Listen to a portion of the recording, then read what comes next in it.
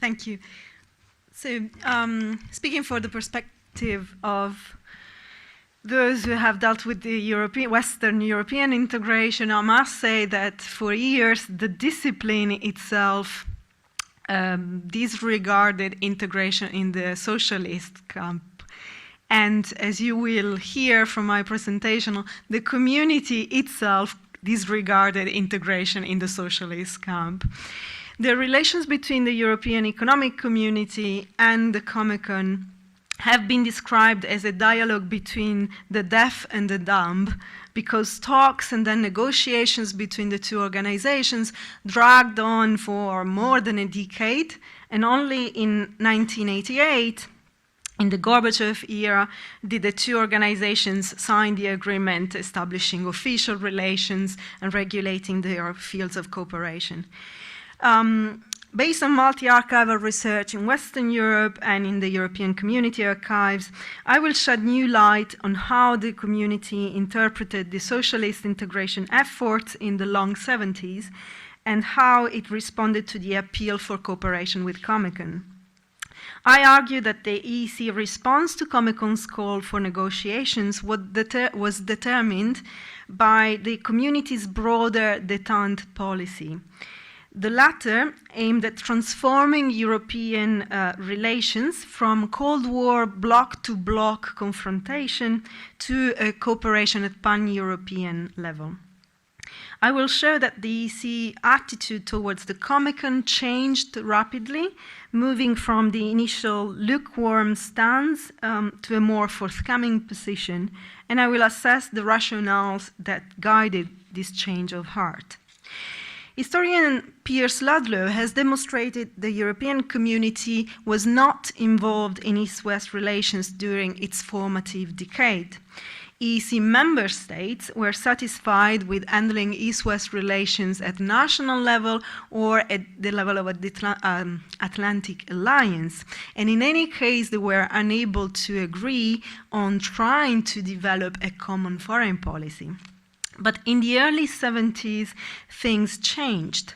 Following the December 1969 Hague Summit, the EEC enlarged to the United Kingdom, Denmark, and Ireland, was fostering integration in other fields, and was also agreeing on new common policies.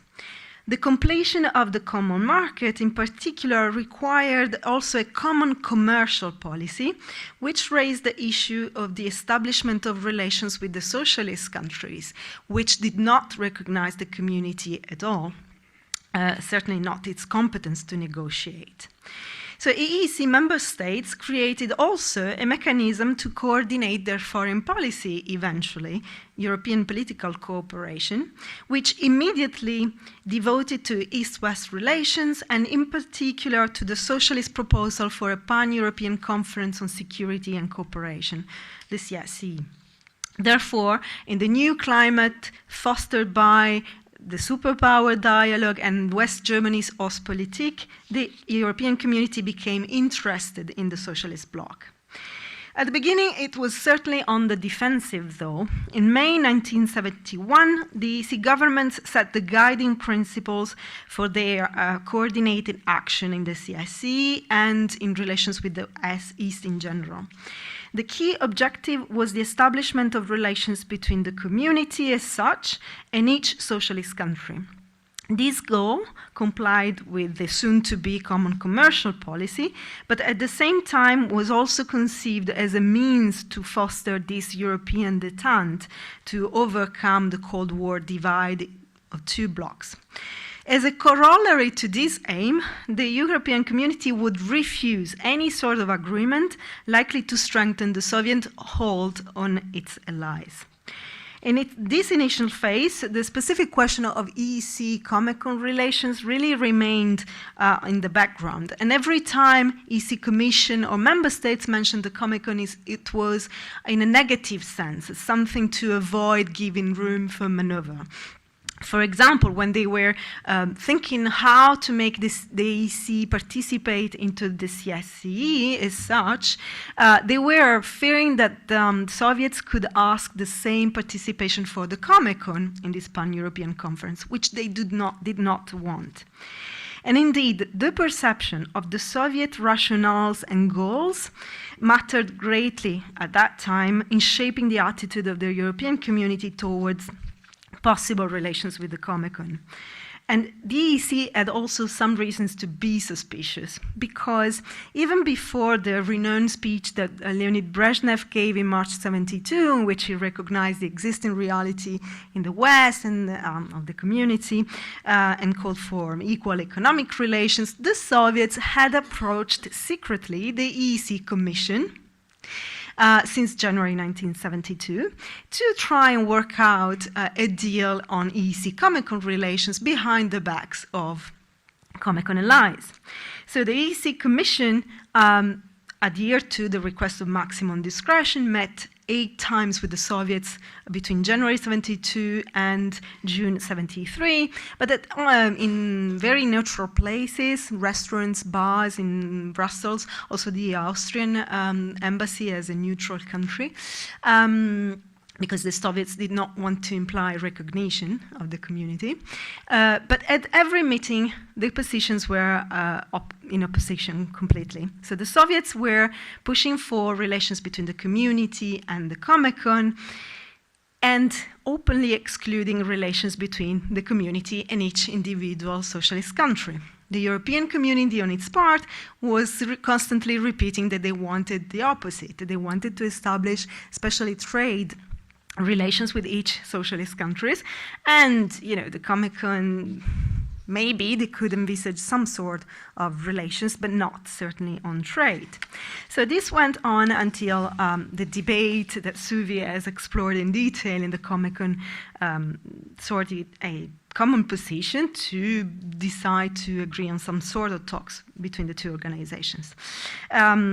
And that was in summer 1973, when Comecon Secretary Nikolai Fadeyev got in contact with the Danes, which at the time were holding the EEC presidency, to explore the possibility of EEC Comecon talks.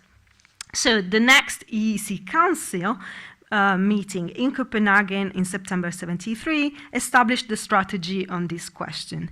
The EEC fundamental goal remained the establishment of bilateral contacts between the community and individual Comecon member states. At the same time, the Council endorsed the idea of exploring possibility for an EEC-Comecon relationship, provided it developed in parallel with the individual countries' relationship. So it gave the Commission a mandate to elaborate a proposal or a study on this topic. And later on, the Commission sent a letter directly to the Secretariat of the Comecon. So in May 1974, we have the first, let's say, official contact between the two organizations. Since then, talks continue to try and understand how to develop this relationship. The first attempt comes from the Comecon side, and it's a formal invitation for the president of the EEC Commission to visit Moscow for a meeting.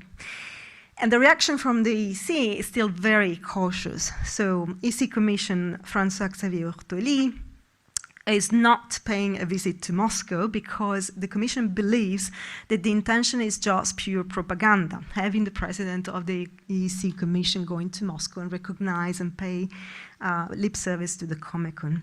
So what the Commission replies is, let's meet at a lower diplomatic level, not at the top level, to try to work out a summit which will take place only if we can manage to bring results. So this defensive attitude, because of suspicions, view of the Soviet goals remains, but at the same time, EEC institutions were shifting towards a more forthcoming stance. And they carefully discussed how a relationship with Comecon could develop and in which sectors. So the main problem, and this is the studied internal debate, lay with the very nature of the Comecon, which was not supranational and was not comparable with the nature of and the competence of the European community. So for EEC experts, the partial reforms of Comecon in 1971 and 1974 had confirmed the lack of consensus within the Eastern Bloc on granting the Comecon more substantial powers, more competence. In particular, in 1974, amendment was well studied by the EEC Commission and experts, and they realized that there was no move towards a supranational form of competence. Even the European Parliament was very much getting interested in relations with the East, and they recognized, and I quote, that the Comecon was only empowered to issue recommendations, and these only assume legal force when adopted by the member countries. The Comecon has no legal powers whatsoever to impose the implementation of such an agreement on its members. End quote. So there is a conviction at technical level that the Comecon could not even possibly negotiate trade, even if the community wanted, which in any case did not want. From a political point of view, neither the Commission of the European Community nor its member states meant to help the Soviet Union strengthen its control over the European allies. So further integration in the Comecon was seen as certainly bringing to further dominance of the Soviet Union. The European Parliament was very vocal on this and had more than once summoned the EEC Commission not to enter into agreements with Comecon of a nature that would, and I quote again, encourage even stronger bonds between the smaller European state trading countries and the Soviet Union, whose power is already overwhelming. End quote. So this was a concern, in addition, that many Eastern European countries had at the time and informed the EEC Commission and members about. So the proliferation of contacts between governments that the CSE had brought between the two sides showed that to the EEC member states and the Commission that several Comecon countries opposed supranational integration. And so the EEC grew more confident about its own bargaining position. Therefore, the European Community envisaged agreements with the Comecon only on subjects such as statistics, research in science and technology. Nonetheless, the EEC took talks with the Comecon very seriously and became proactive eventually in the search for an agreement. First, an intense exchange of letters between the EEC Commission and the Comecon Secretariat took place.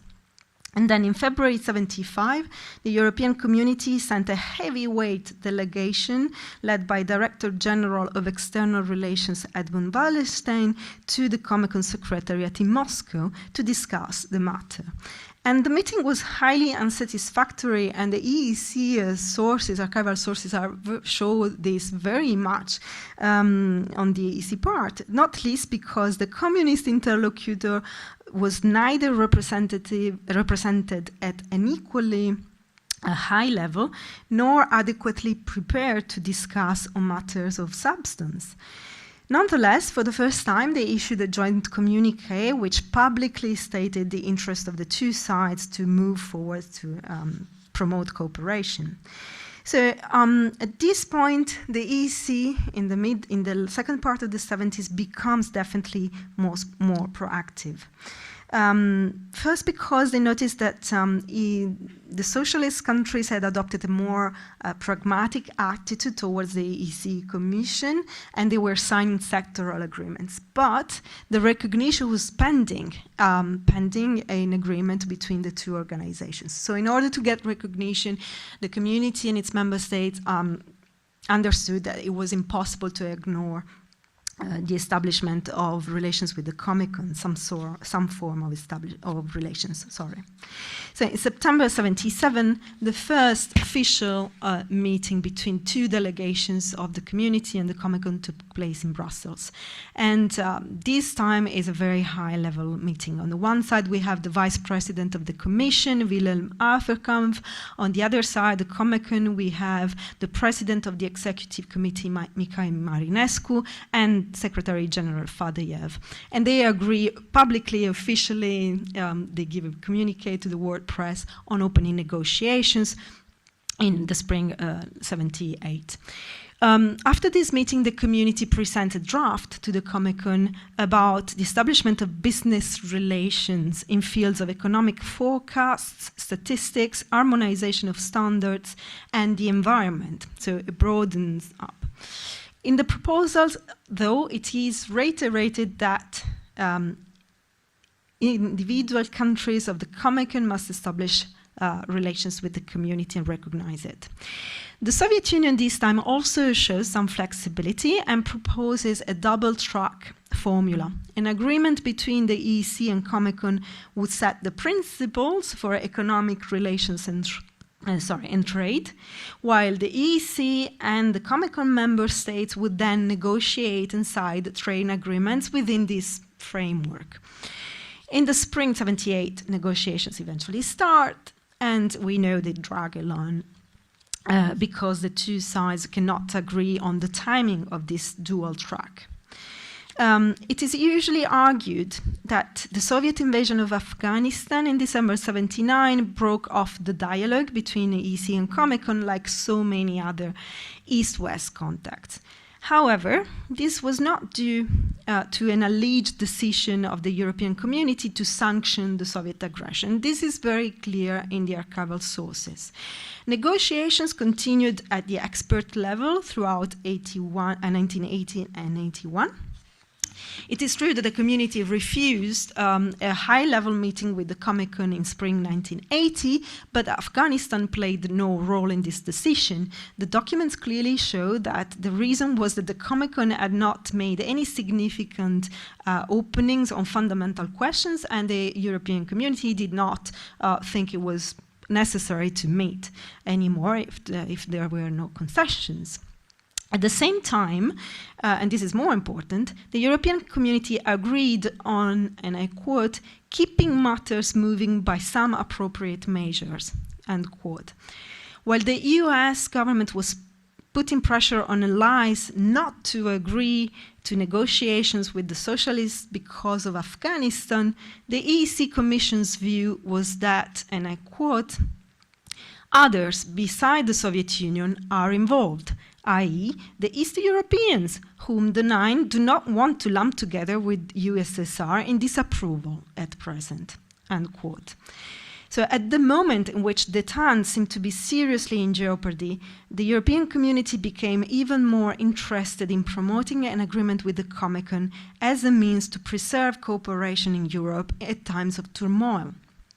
Consequently, the correspondence went on between the two organizations on detail of the draft agreement.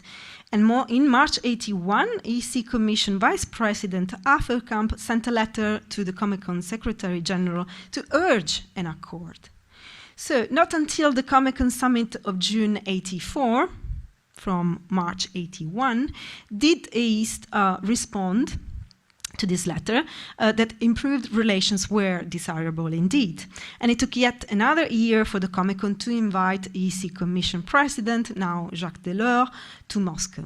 So if a part was proving rigid, it was not the European community, so Afghanistan really didn't play any role. So to conclude, the EEC Commission and member states were initially very reluctant to even consider relations between the community and the Comecon, mostly as a consequence of distrust of Soviet intentions. However, so you see, that they were blind to any sort of debate within the Comecon, and that was just a Soviet machinery in their view. However, the EEC policy changed rapidly, moving first to a forthcoming stance and then to actual promotion of cooperation.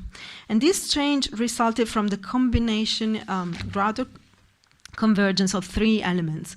First, multiple contacts with some Eastern European countries made the European community more acquainted with the Comecon internal debate, and this changed its image of a Soviet-led organization, and also convinced the European community that some relations with Comecon were necessary to get official recognition from the member states.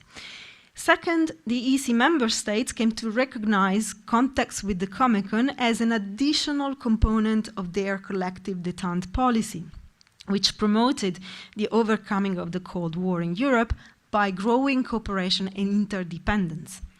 Finally, as détente seemed in jeopardy and relations between the superpowers turned sour again, to say the least, the EEC engaged in the promotion of relations with the Comecon in an attempt to preserve détente in the continent via any possible means. The only standing point was they wanted parallel relations with each socialist countries to be established. For this reason, the EEC was heavily criticized. In 1989, Polish communist scholar Wojciech, Morawiecki, for example, argued that the EEC was fundamentalist, I quote, in denying the Comecon agreement. And he was pointing to the fact that the community had not mentioned the question of competence when negotiating with other regional groupings. And for example, he mentions the Gulf states in 1980, the Cartagena Treaty Group in 1983.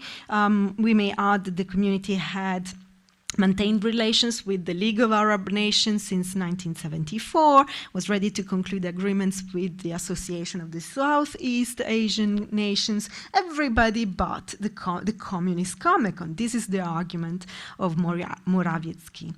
And still, this is not convincing. EEC agreements with these regional organizations, other than Comecon, paralleled and or followed relations between the community and individual states, which had all recognized the community's existence, competence, and legal authority to sign agreements. And indeed, regional organizations' member states sat at the negotiation table when trade was dealt with. So both EEC public statements and archival documents proved that the EEC was ready to enter into any formal relations with the Comecon but trade if parallel relations were established with individual socialist countries. Because to accept relations with Comecon without this parallel establishment of relations with each East European state would have seriously affected the status of the community in the international arena.